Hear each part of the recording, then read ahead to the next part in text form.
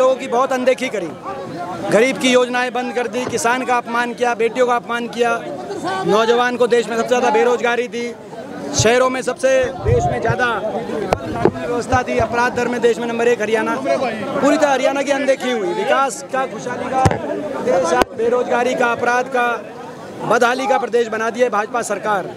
और इसीलिए लोगों ने मन बना लिया है भाजपा सरकार का कुशासन का अंत करने का और हरियाणा बदलाव लाने का। कांग्रेस पार्टी के पक्ष में पूरे प्रदेश में लहर चल रही है। मतलब आपका नाम उछल रहा है कि आप सीएम बनेंगे? देखिए, ये कोई ना तो हमारी कांग्रेस पार्टी में अपनी प्रक्रिया रहती है। ये चुनाव चौधरी उपेंद्र सिंह हुड्डा जी के नेतृत्व में और चौधरी उदय भान जी की अध्यक्षता में कांग्रेस पार्टी लड़ रही है, सारे मिलजुल के लड़ रहे हैं। और उसके बाद हाईकमांड सारे विधायकों से की राय जानता हुआ अपने विवेक में हाईकमांड फैसला करता है। तो ये हमारा सबका लक्ष्य केवल बीजेपी की सरकार को सत्ता से बाहर करके हरियाणा में खुशहाली का रास्ते पे हरियाणा दोबारा लौटे, कांग्रेस की सरकार बने, यही हमारा लक्ष्य है। केजरीवाल ये कह रहे हैं कि हरियाणा में अब की बार आम आदमी पार्टी का हिस्सेदारी रहेगी सरकार में।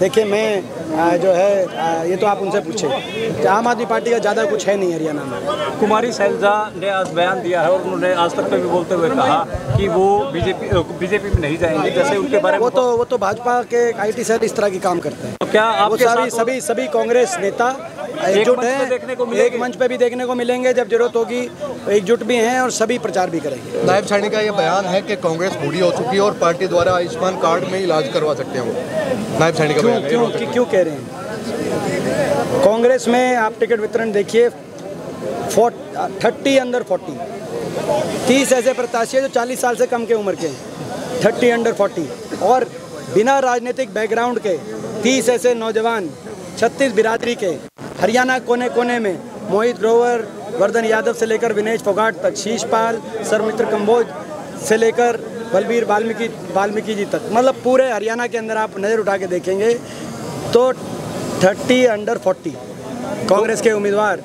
तो ये नौजवान उम्मीदवार कांग्रेस ने उतारे हैं, तो ये एक सबूत है कांग्रेस पार्टी हमेशा अनुभव और युवाओं के को साथ लेकर चलती है, अनुभवी और युवाओं को दोनों को साथ लेकर चलती है। लेकिन बीजेपी ये मुद्दा उठा रही है कि कुमारी शैलजा को उतना रिप्रेजेंटेशन नहीं दिया गया। बीजेपी 10 साल से अपना मुद्दा बताए विकास का, विकास हरियाणा का इतना 10 साल से अपनी सरकार की जो लोग उपलब्धि नहीं बता रहे, 10 साल सरकार चलाने के बाद जो कांग्रेस पे निशाना साध रहे हैं, कांग्रेस की राजनीति को, हुड्डा साहब को निशाने पे ले रहे हैं 10 साल के बाद भी, वो 10 साल में हरियाणा को कितना नुकसान पहुंचा दिया होगा उन्होंने, आप अंदाज़ा लगाओ। वो अपने काम नहीं बता रहे, हम आज भी अपने काम बता रहे हैं। हमारे समय 12 विश्वविद्यालय बने, 6 मेडिकल कॉलेज बने, हरियाणा में 81 किलोमीटर मेट्रो आई, 250 किलोमीटर रेल की लाइन बिछाई गई हरियाणा के अंदर, 6 औद्योगिक क्षेत्र लगे, 4 थर्मल के कारखाने हरियाणा में बिजली पूर्ति के लिए लगे, 1 परमाणु कारखाना लगा। हम अपने काम बता के लोगों के बीच में जा रहे हैं, हरियाणा कोने कोने में जो काम हुए। और 10 साल के बाद भी कांग्रेस पर निशाना साध कर, कांग्रेस की राजनीति को निशाना पे लेकर बात कर रहे हैं, तो आप समझ सकते हैं कि 10 साल का राज का कितना खोखलापन होगा। तभी इन्होंने अपने मुख्यमंत्री का चेहरा बदला। अच्छा, ये कहा जा रहा है कि खर्ची पर्ची की जो नैरेटिव वो दोबारा जिंदा हो गया है, जो ये भी बीजेपी IT सेल का है। लेकिन सही बात है, आपके विधायक के ये भी सही बात है। जो इनका नैरेटिव था, जो करेगा खर्चा वो आउट कराएगा पर्चा, जो करेगा खर्चा वो आउट कराएगा पर्चा। 30 पेपर लीक हुए HPSC के दफ्तर में, 1.5 करोड़ दफ्तर में पकड़े गए। जो नहीं पकड़े गए और लिस्टें बाहर हो गई, उनका अंदाजा लगाओ आप। और हरियाणा में नौकरियों को तो इन्होंने समाप्त कर दिया, या लिस्ट ही नहीं लगाई।